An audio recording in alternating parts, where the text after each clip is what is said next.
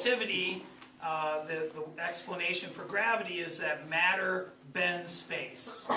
And so you put mass in a place in space, it warps space-time, and objects are not feeling a force of gravity, they're just following the natural curvature.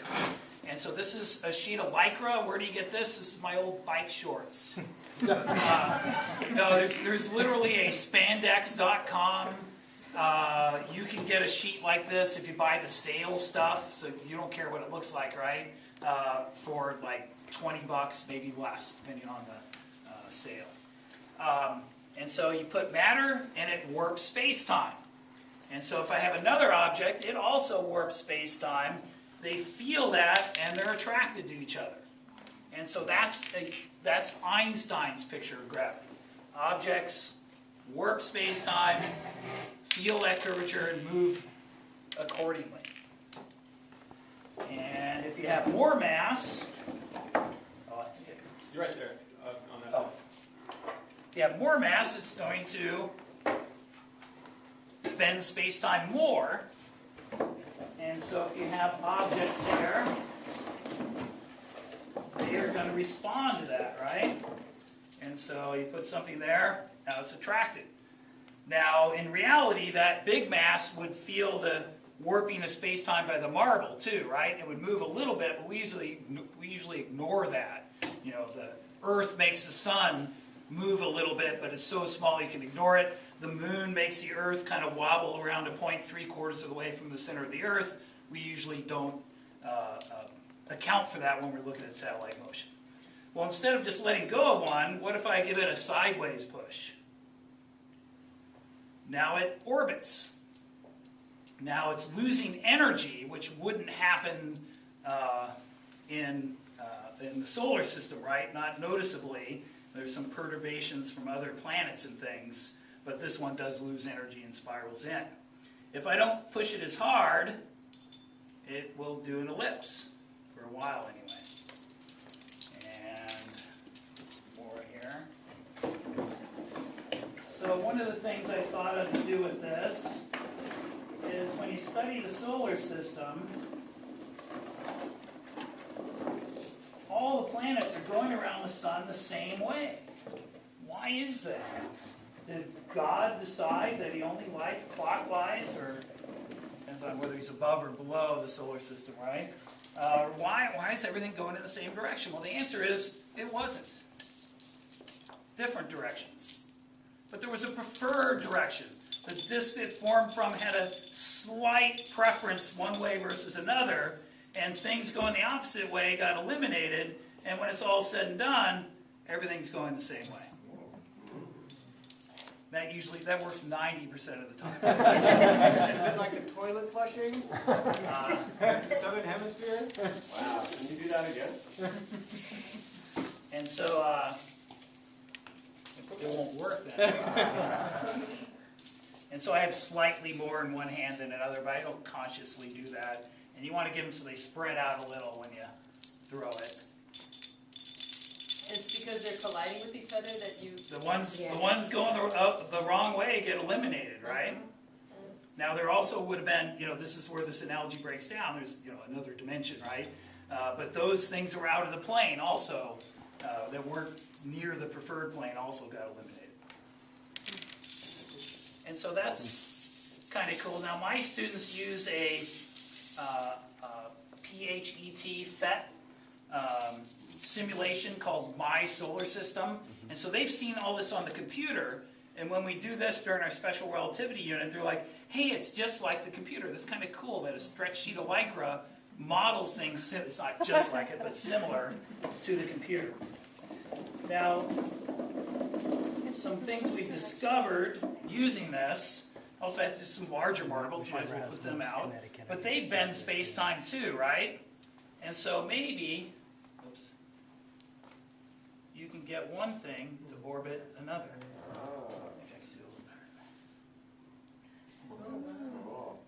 There we go. Oh my God. So the Earth-Moon system, maybe? And so you can see that this seam, you can't buy Lycra this big. You get it in rolls, and you have to sew it together. I've been told to use stretchy thread to sew it together. And so next time I do it, I'll do that because it pulls. And so just a little bit of thread fixes it. And so in the morning, when I first set this up, I'll have it leaning against the table. I'll be underneath fixing holes from last year. One time my principal walked in. And I hear somebody in the room, and I'm underneath. I'm in the middle of sewing it. I'm not going to pause yet. And then he's looking around for me, and he kind of knows somebody's in the room. And he's, oh, there you are. He goes, what are you doing there? And I go, I'm repairing a rip in the fabric of space-time. What do you think I'm doing?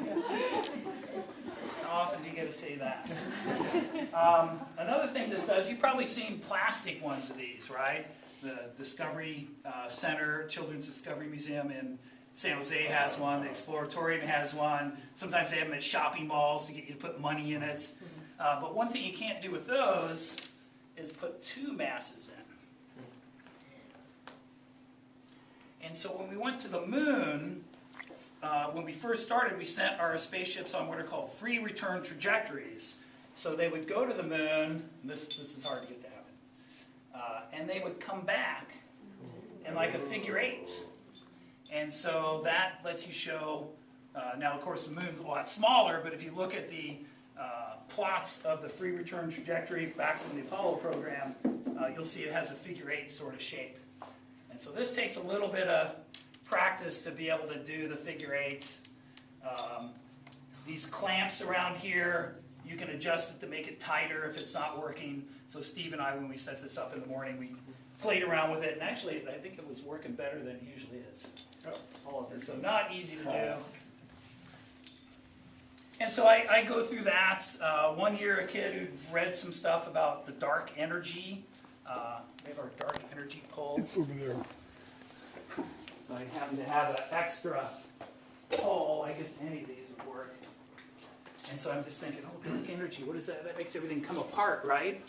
And so dark energy would be that. And so stuff goes apart rather than toward it. So if you can work in dark energy anytime, right? And so I go through that spiel.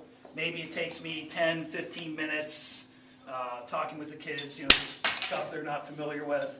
And then I just let them play. And so that's where we discovered the Earth-Moon thing. Is I just let them play, and they're like, Mr. Burns, come over here and look.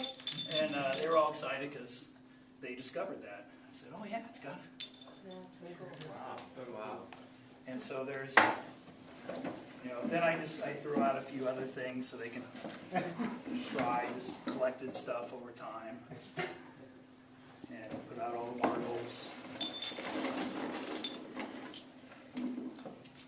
So if you want to try it out, but we probably want to get back to electricity and magnetism. But we want to play, Mr. Burns. And so I'd say the whole thing, if you bought all the parts and everything, it's about $100. But one of my favorite days, so you're going to do it Monday, right, Steve? You didn't get to it. But just, you do it once and you'll be hooked. And it will take a little bit of fooling to put it together, but I'll post the plans, and it's not a whole lot of work for. So this is a take-apartable thing, right? It comes apart, all the PVC pipe, wrap it with a bungee cord, stuff the lycra in that box, and I can carry the whole thing myself. This is about the right size. You can get your whole class around it pretty much. Smaller. One problem is reaching. So some of you, I think, would have trouble with that, so you get a student to do it right. One thing you got to watch, though, is some students will think to go underneath to push up, and then while they're underneath, somebody decides to put the big mass down, and they get their space-time warped. And so you just tell them you can't go under. We will get things ourselves. We don't need to do that. Even Einstein has rules. Yeah. And so, is general relativity in the state standards? No. Probably the crowning achievement of science, not in the state standards. Can you fit it in after the STAR test? You bet. You can find some videos. I show them a thing on gravity waves, and then we do this, and that's a day, almost a day on general relativity. But since I don't understand it myself, that's plenty. So let's go back into the room.